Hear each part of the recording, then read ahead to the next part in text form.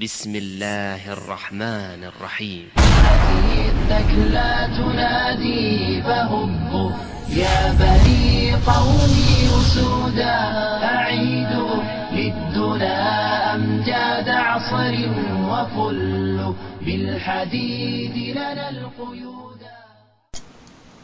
Hello everyone, this is Colin once again. I'm making this video because I was going through some of Ahmed Quran 3's older videos, and I discovered that he made a video about the subject of Taqiyya. And for those of you who do not know what Taqiyya is, Taqiyya essentially is the aspect of lying to safeguard yourself. In other words, when you are under persecution or things like this, your life is being threatened, you can basically, say that you're not a Muslim or whatever, and then, to save your own life. And this is not counted against you as a sin for lying. Now, this concept has a lot of different views to it, and I find that, especially when you Google Taqiyya on the internet, of course, the major hits you'll find on Google are all hater websites or articles written by people who hate Islam, and they're the ones that fervently use the term Taqiyya, which I find very ironic.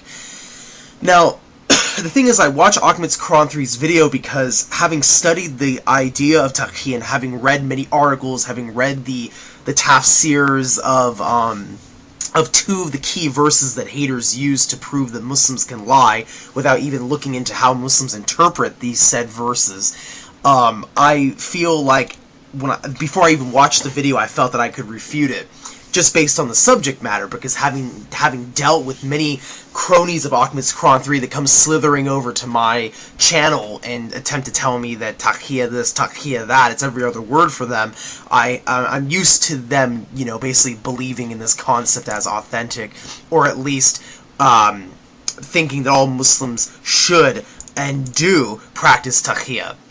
Now, having said that, after watching his video, he referenced a couple things in his video which I had no idea what they were. He mentioned a certain tafsir which I was unfamiliar with, or I don't think it was a tafsir, but a certain book, and he mentioned a quotation by Ibn Abbas. So he finishes the video after quoting these references, and then he goes on this basically 3-minute exegesis of his own, where he says that, so basically this means that Muslims can lie about pretty much everything.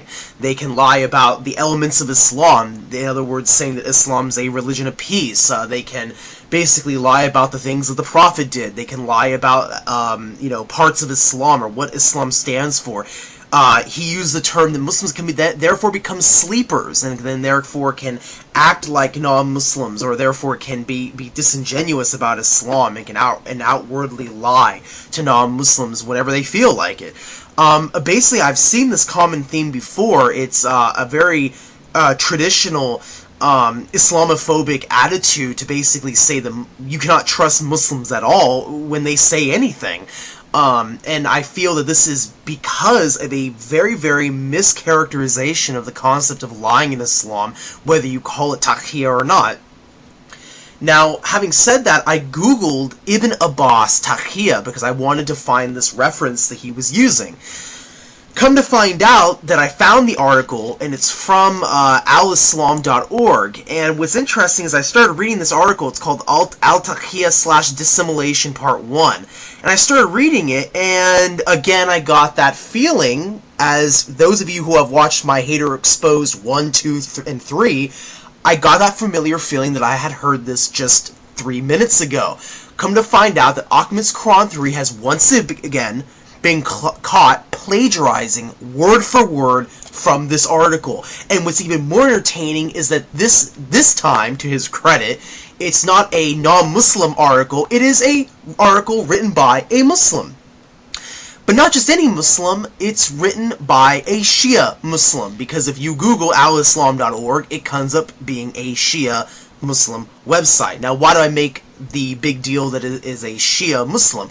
Well, because if you look at the definition on Taqiyya, now again, I'm very careful when looking at Wikipedia, but I'll be citing not only Wikipedia, but the Encyclopedia Britannica for its definition of Taqiyya, and it makes it very clear that in Shia Islam, this is an article of faith, or at least it is very integrated in the Shia history and traditions that Taqiyya, this is where Taqiyya comes from.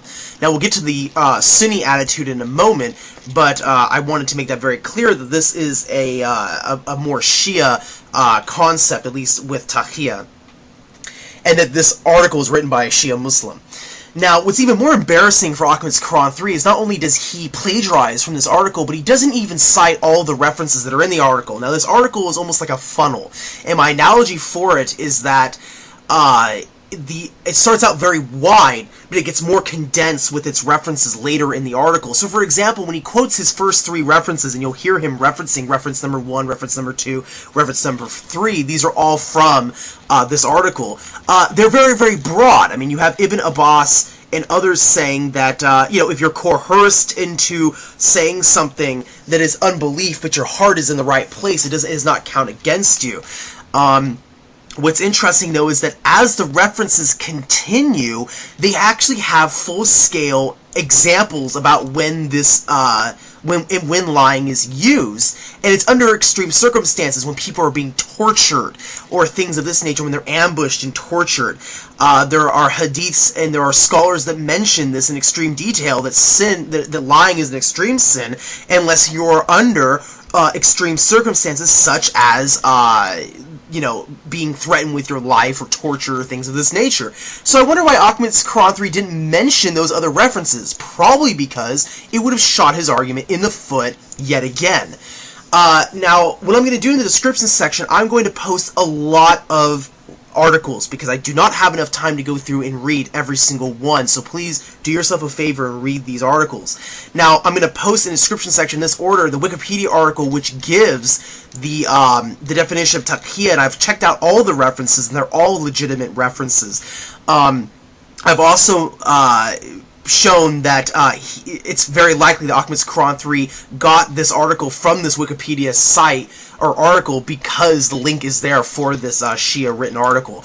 I will then also post in the description section a link to the Encyclopedia Britannica, which mentions that it is more of a Shia concept as opposed to a Sunni concept. I will also be posting in the description section the said article which Ahmad's Quran 3 plagiarized. Please pay attention to the specific references where it gives specific instances where lying is given. I will be posting individual tafsir exegesis on chapter 3 verse 28 and chapter 16 verse 106 of the Quran, which haters say is the proof that Muslims can lie. Let's see if that's true. Please pay attention to the specific historical references and examples given by these Muslim scholars when they are writing their exegesis on these 2 verses. You'll see that they are in full agreement with the idea that only under threat of your life or hiding from a tyrant can you actually lie in Islam. Furthermore, in the Wikipedia article, it mentioned the book The Reliance of the Traveler, and I own this book, and I'd like to mention that Imam Nawawi makes it very clear that lying is a grievous sin, and I would also like to mention that the largest description of lying in Islam, and by the way, Taqiyya is not mentioned in this explanation, is from Imam Ghazali, and it is according to this that the most explicit criteria for lying, as mandated by the scholars, the best analysis of it is by Imam Ghazali, and he makes it very clear that lying is only permissible when someone is about to kill you under extreme circumstances such as that, or when a tyrant is oppressing another Muslim or yourself and trying to steal your property. Can you lie? Basically saying, I don't know where he or she is, if the tyrant's trying to find them, I don't know where this person is, I don't know where his property is, I don't know where that property is, things of this nature.